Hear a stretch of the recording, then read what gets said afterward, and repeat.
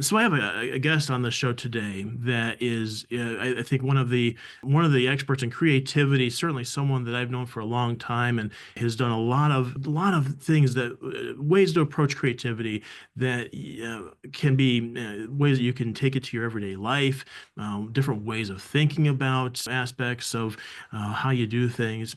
So I want to welcome to the show David Flynn. David, welcome to the show. Thanks for having me. This is exciting.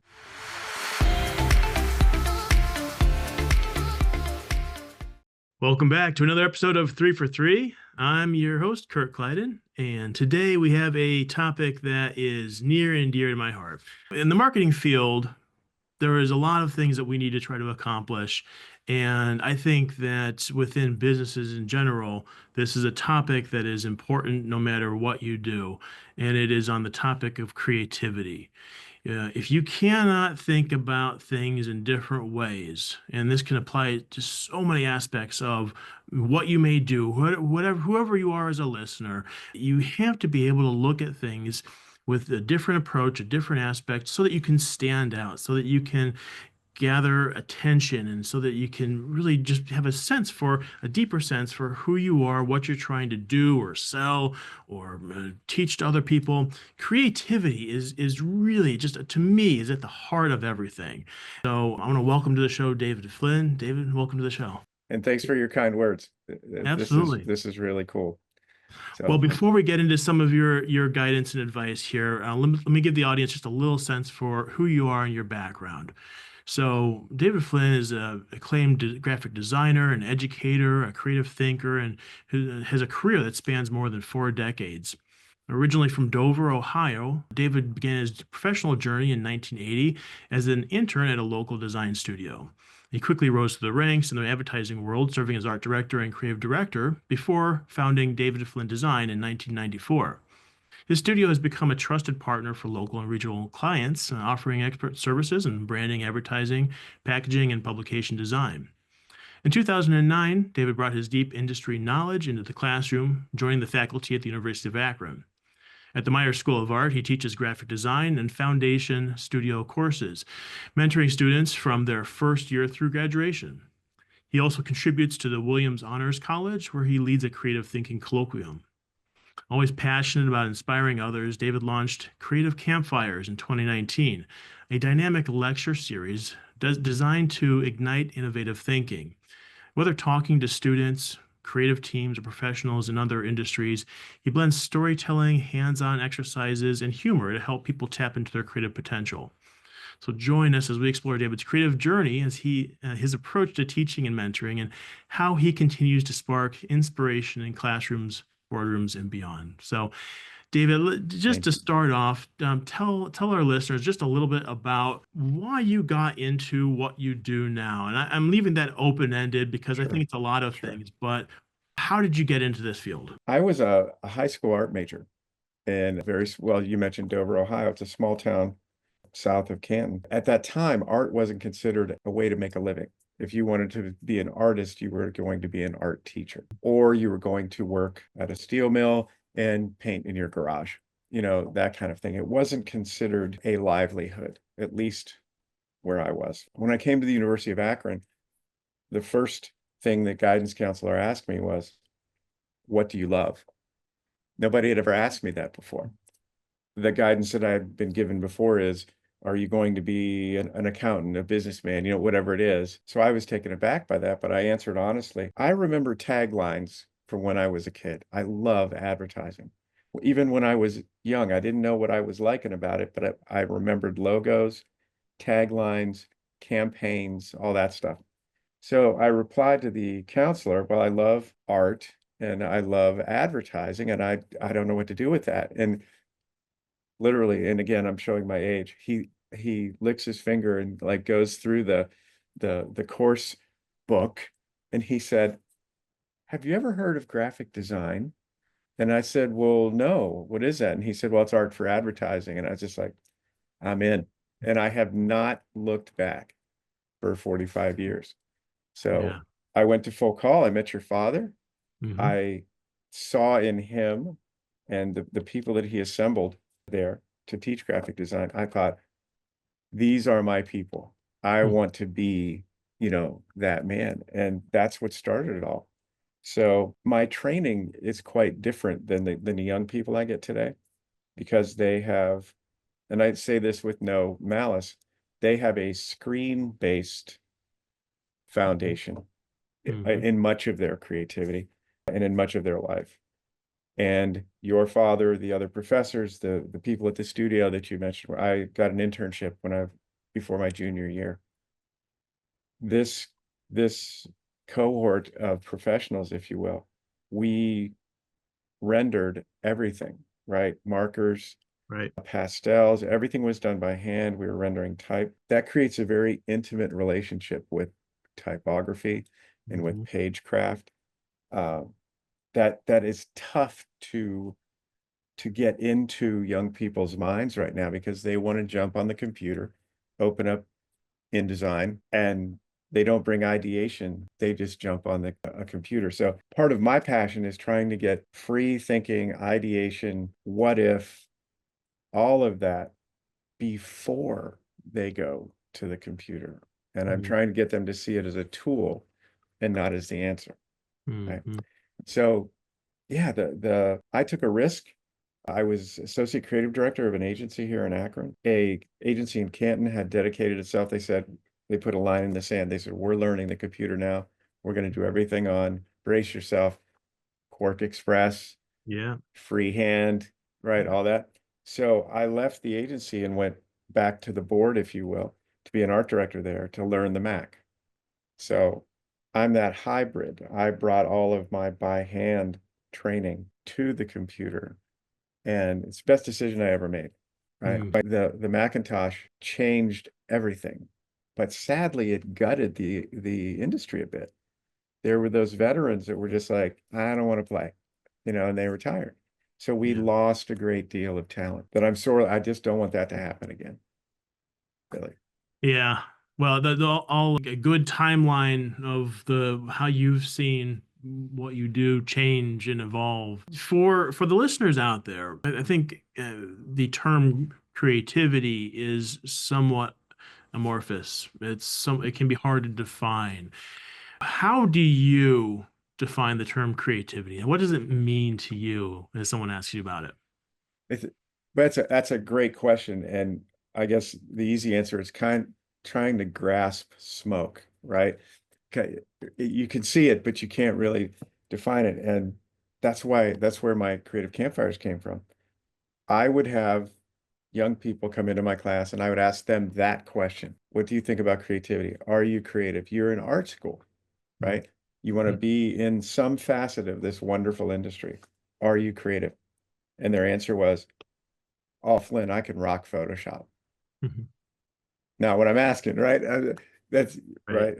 Um, so I set off reading, going to seminars, trying to find those Yodas to tell me how I could teach, and I ended up the student, right? Which is a good thing. When you're seeking that knowledge, you find that it changes you, and then you can bring that back to the table. One of the first things I learned at one of these seminars was, what's the worst thing you can do? And I was given this example by a guy that had a big client that was really had a tough marketing spot, right? And it was one of those moments where they had to change. And there was all this committee infighting and everything, and they were just looking at ledgers. And finally, this guy went in as a coach and he said, forget all that. What's the worst thing you could do right now? What's the absolute worst? And it changed the game because they were no longer so focused on this hardship, this solution. They were playing what if and then laughter Yeah. and pointing and all of these things. And it just got them to another level. So Mhm.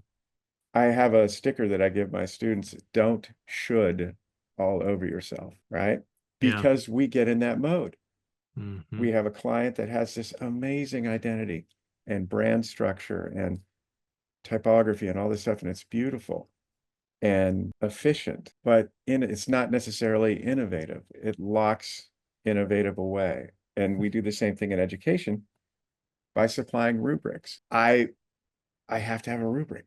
I work at a state school. You have to do these things because it's fair and and it makes perfect sense. Mhm. But then they stop. And well, it's funny. I'm looking at the quotes in the chat. Muhammad Ali was asked one time, how many push-ups can you do?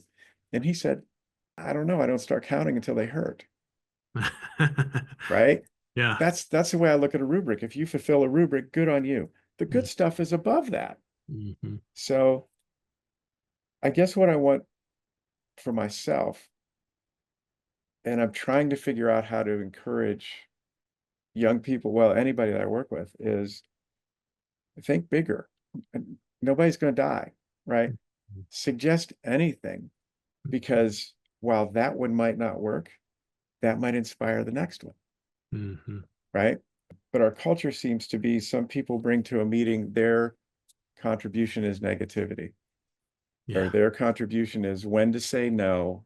And then they're like, okay, yeah, I killed that, so I did my job. Mm-hmm. And it's sad, really, really. Right. Yeah.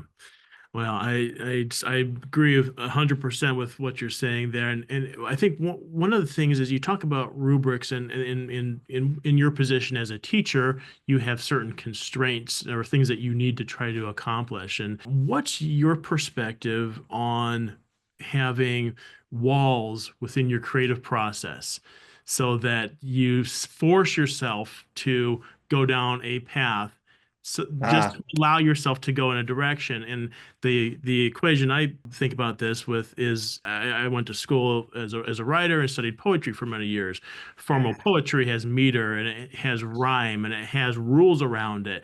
As yeah. a beginning creative, I always used to hate that because I wanted complete freedom. And then I realized why formal poetry is there because it forced you to do certain things and that opened Mhm. up other doors. But what's your take on it? So I love that. And boy, I take your meaning immediately. To me, the way that I apply that to what I do is all of the skill set that I learned from those guys in the studio and all that by handwork. I learned my craft. I know how to do all of that foundational stuff, like the sushi chef that's Mhm. not allowed to do anything but make rice for a year, right? Yeah. Because once you get that down, once you get the vision and the meter and the rhythm, that's when you can break the rules. When Hmm. you have that, Picasso was a wonderful realist Hmm. until he wasn't, right? Until Right. he started seeing everything differently.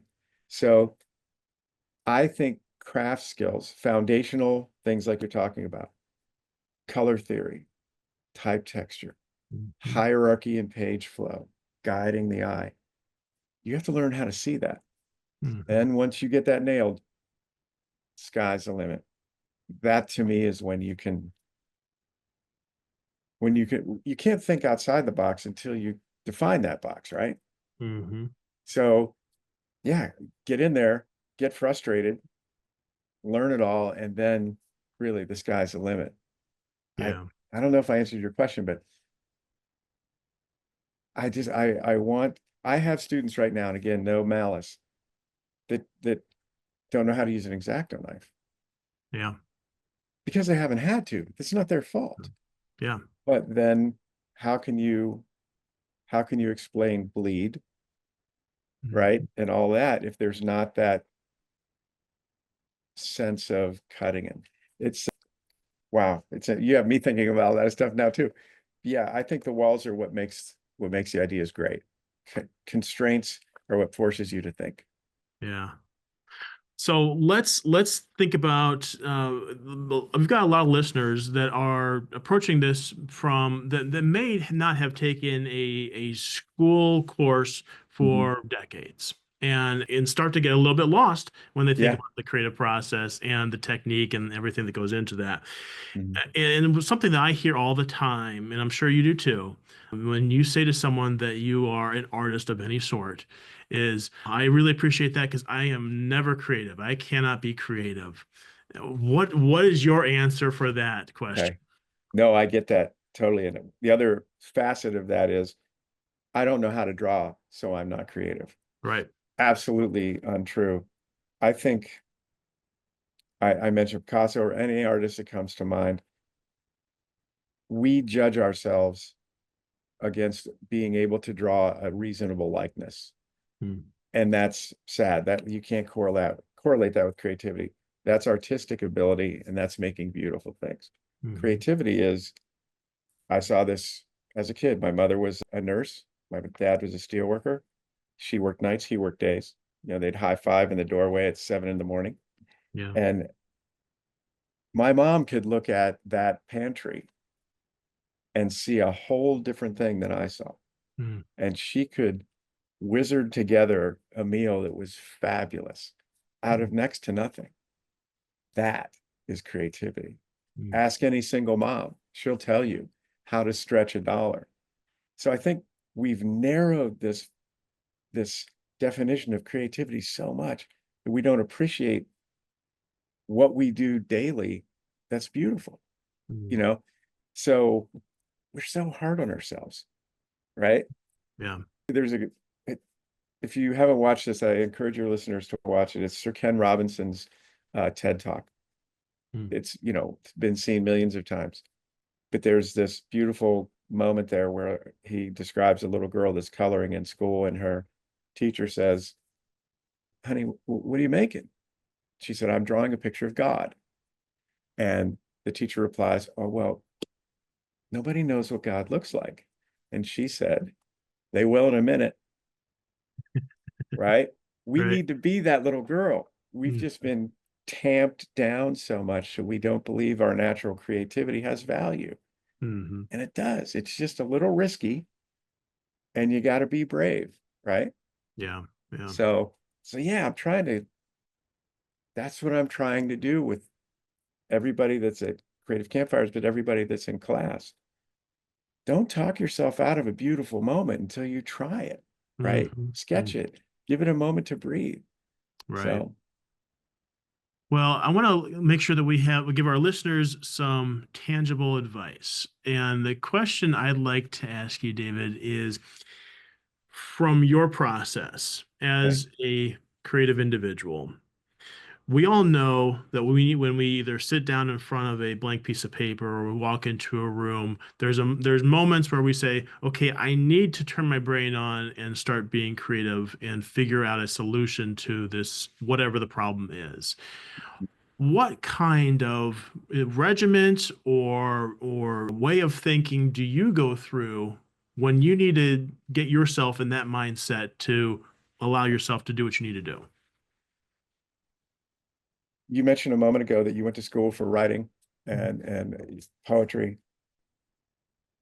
If you want to be a great writer, you need to read great works. Mhm. Simple as that, right? I have subscribed to, I don't know if you're familiar with this magazine, Lurzer's Archive magazine. It's the greatest works that comes out 6 times a year of advertising around the world. I look at that, I read a lot. What I'm trying to do, well, here's the theory in my head. If you want good stuff to come out, you have to put good stuff in, right? Mhm. That's another one of my mottos: feed your creativity, or creativity feeds you. So I read, I write, I paint. I have I'm a just a notorious sketcher. I Mhm. have these sketchbooks behind me, which you can't see. There's probably 60 of them, and I date them Mhm. because what I found out was the greats in the Mad Men era, always sketching, right? Always doing thumbnails. Always had a book with them. I have in my archive the thumbnail for "I Love New York" that Mm. Milton Yep. Glaser did, right? Yep.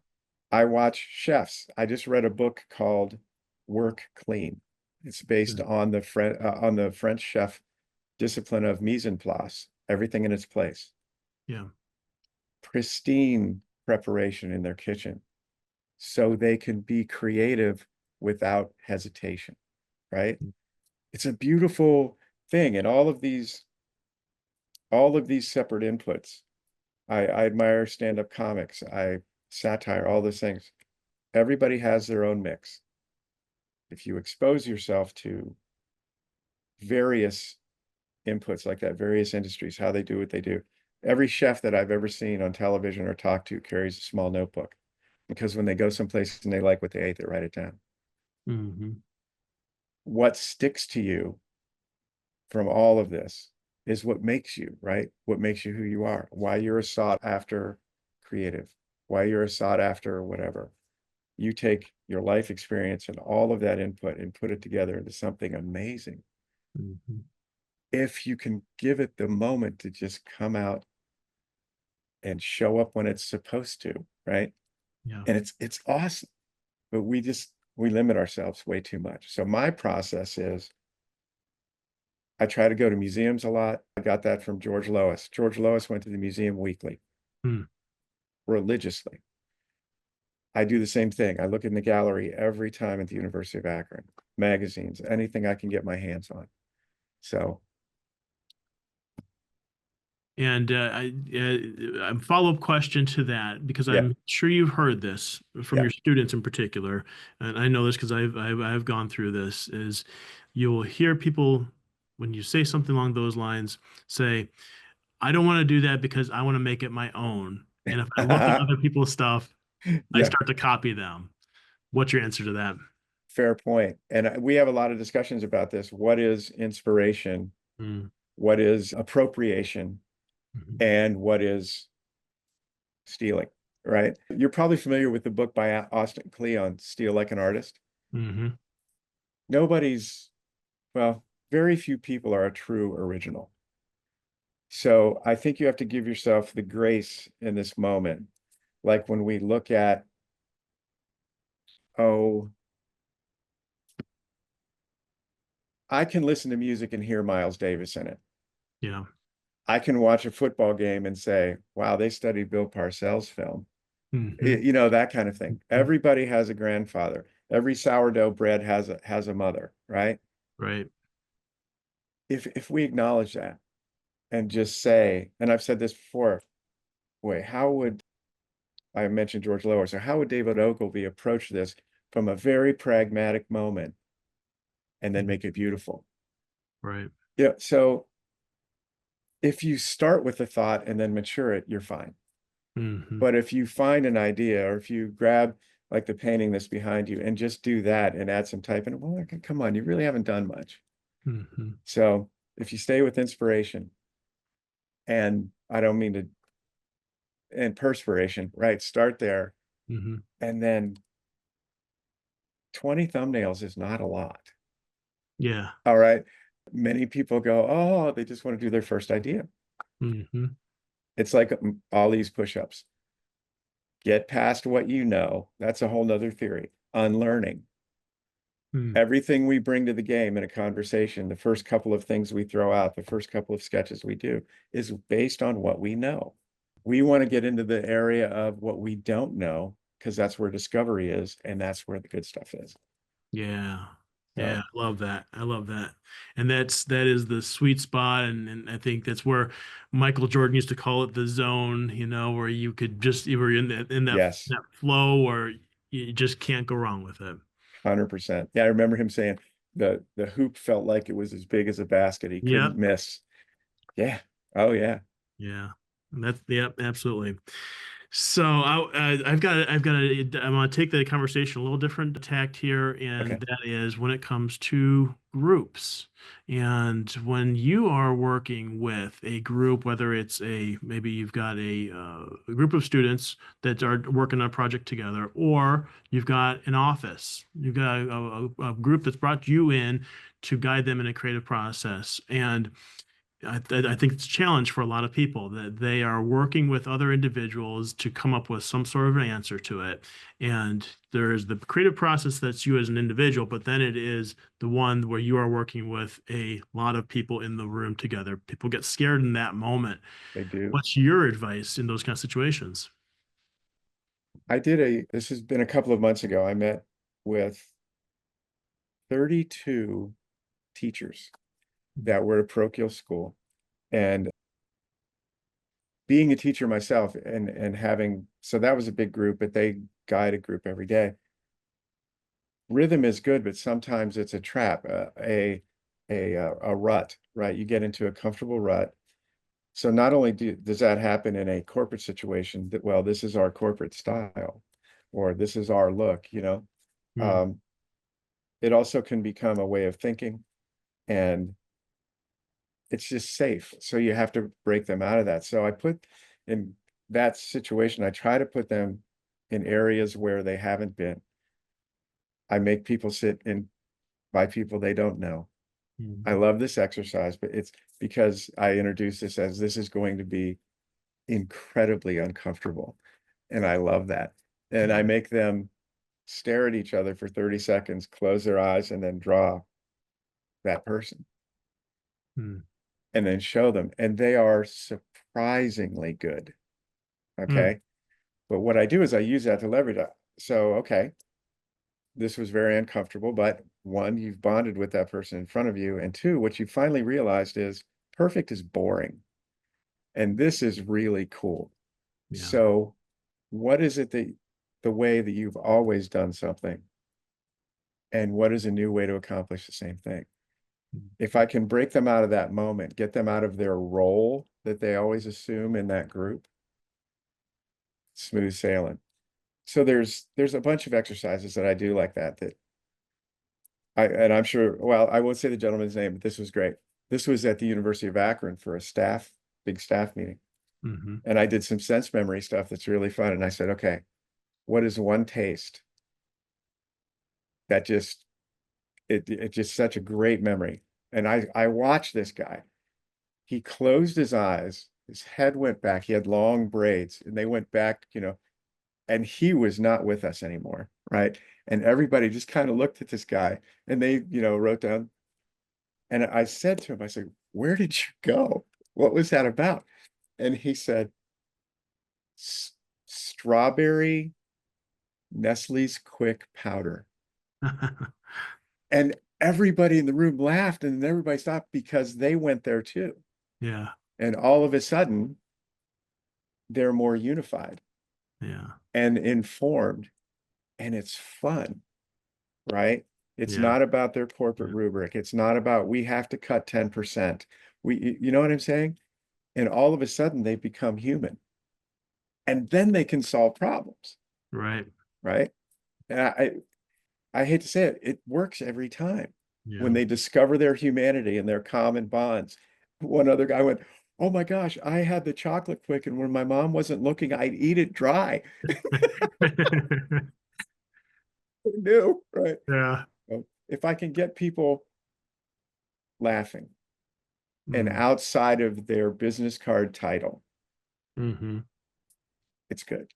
Yeah. So, Well, I've got one more question here okay, around the creative process.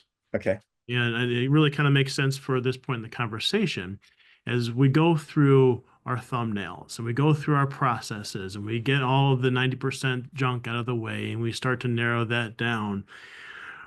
For you, David, personally, when do you know when you've gone down a path, you've opened a door that okay. is the one that needs the exploration?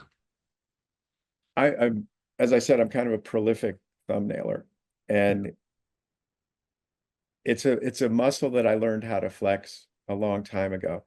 Uh, so it varies the detail or the exploration, but all I can say is have and I know you've been here. We've all been there when it's that moment probably after work when your coworker looks at you and goes, you know what we should do. That's the moment. That's what you should do. And I get that same feeling in my sketches. I'll be cruising through and all of a sudden I just, oh my gosh, that's money.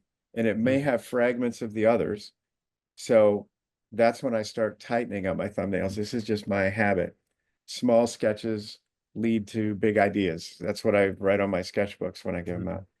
So somehow, and I know I'm probably not answering this well, somehow just based in my experience, I have that aha And then I take that small thumbnail and refine the sketch. It usually changes. It'll Yeah. change from the refined sketch to the system, to the Mac.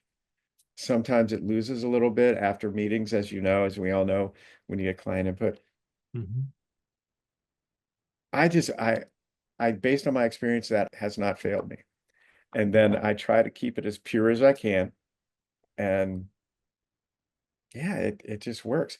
I guess my answer would be you have to keep sketching until it hits you. Yeah. And you've kind of let it out. And I also find walking the dog helps a lot. Mm. I think it's an underrated creative process. Hmm. Go do something else. Hmm. Let it marinate. Your back brain, your subconscious is a big player in this. Hmm. So after I read a creative brief and I look at all the samples and I get it all in my head, I go away. Yeah. I think that's just as valuable. So It was funny because I had a follow-up question that was it was gonna be when you've hit an idea, how long do you let it marinate and put it away until you come back to it? And I think you kind of just answered it yeah, yeah. there. Oh yeah. And I've kept thumbnails. I have thumbnails in my flat art file that I'll go back and look at just to remember, right now. Oh, that Yeah. was so cool. And how many notebooks do you have stashed around your house, like right outside the shower, right next to your bed, so that when the idea comes to your Yes, mind, you make sure you don't lose it? I do. I have a bunch in my studio, some by my bed, and I also use the audio on Okay. my phone Yeah. because often driving, that's when it'll come to me. Yeah. And so I'll just audio record it. So I have like over 100 audio recordings, Yeah. just prompts, try this, try that. Or I'll hear something, I'll be listening to a podcast like yours, and I'll get a fragment of a sentence that'll be like, oh my gosh, that's a module for a podcast right there. So Yeah. Yeah. you got to catch them. It's like my sketchbooks are like dream catchers. Absolutely. Yeah. The best fish are only caught when you've got a net out there constantly. That's right. Yeah. Oh, that's perfect. I haven't heard that. I'm going to use that. Just made it up on the spot, but yeah, absolutely. Yeah. Oh, this has been a lot of fun, David. I really appreciate it. And I hope our listeners are getting some good stuff out of it. I Oh, know that they thanks. are. This is an Well, honor. I really appreciate you asking me. absolutely. Well, I too, I like to end shows with a few different quiz questions. Are you up for Oh, I am. a few here? I'm look. Okay. Yes. I have a feeling that these will be pretty knocked down for you. But here we go. For question number one is which advertising legend is known for the quote? If it doesn't sell, it isn't creative, which emphasizes the importance of strategy and creative work. Was that Bernbach, David Ogilvy, Leo Burnett, or Mary Wells Lawrence? I am torn because I know all of these and I want to say it's David Ogilvy, but Bill Bernbach, I love his writing. I love it. And I don't mean to keep you. I took one of my ads and I Yeah. broke it down. Here's Bill Bernbach, here's George Lois, here's David Ogilvy. This, Hmm. so was I right? Well, you were right with your gut impression. Your Oh, first okay. instinct of David Ogilvy was correct. So I I'll give that to you. yes. I read his book. I loved it. Yeah. Well, great. Okay, so question number two. This is the Bauhaus School, which influenced modern graphic design and advertising aesthetics, was founded in which country in 1919? Was I'm it going, France? I'm Oh, go good. ahead. I did my gut reaction is Switzerland. It's Switzerland? Yeah. I tell you what, well, so the options I was going to give you France, Germany, Switzerland, and Italy. Okay. So my gut reaction was also Switzerland, but it was actually Germany. No way. Yeah. So it's yeah, I'm gonna check that out. and and there could be alternating realities or facts or where things actually start. So Right, right. But at least take it you with and a I, grain of salt. we were wrong together. Yeah. All right, question number three. Okay, so we're talking about an actual campaign here. So which of these brands launched the groundbreaking Think Different campaign in 1997, which celebrated creative visionaries like Albert Einstein, Pablo Picasso, and Amelia Earhart. So, which of these brands was it? IBM, Microsoft, Apple, or Nike? Apple. Apple, absolutely. Think different. Absolutely. Oh, I wish I had one of those posters now. I know, right? They have to be worth a lot. You So, know, if you go to the thrift stores once in a while, you can find old advertising artwork, and yeah, it's just wonderful stuff. And people think, oh, that's just old junk from a back of a National Geographic or something, but they are still so relevant. I just showed my class the Super Bowl ad for Apple where the runner is coming through and she throws the hammer, and I love that spot. I really Yeah. do. That and that to me is kind of a it's kind of a good metaphor for creativity, the way I see it. A Mm, lot of what we have today, and again, there's no salt on this, is very safe, right? yeah. Risk is considered bad, and boy, I just want to throw that hammer right through that rubric and try to do some stuff that matters. So, Absolutely. Yeah. Well, thank you so much for playing along and sharing your advice today. I'm going to make sure, so listeners, we're going to put in the show notes some of the references that David mentioned. So we'll get oh, some links up thanks. there. So if you heard something, we'll get some links to those so you can explore those further. And David, Thank you. before we wrap up here, if people want to learn more about you, what you do, what's the best way for them to get connected? You could go to creativecampfiresohio.com.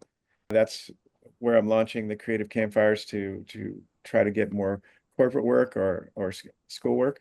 I do have an Instagram. It's D Flynn Design that I post on. So yeah, either of those will get you to me to have a conversation, set a meeting, whatever. Thank you for that also very much. Good. Okay.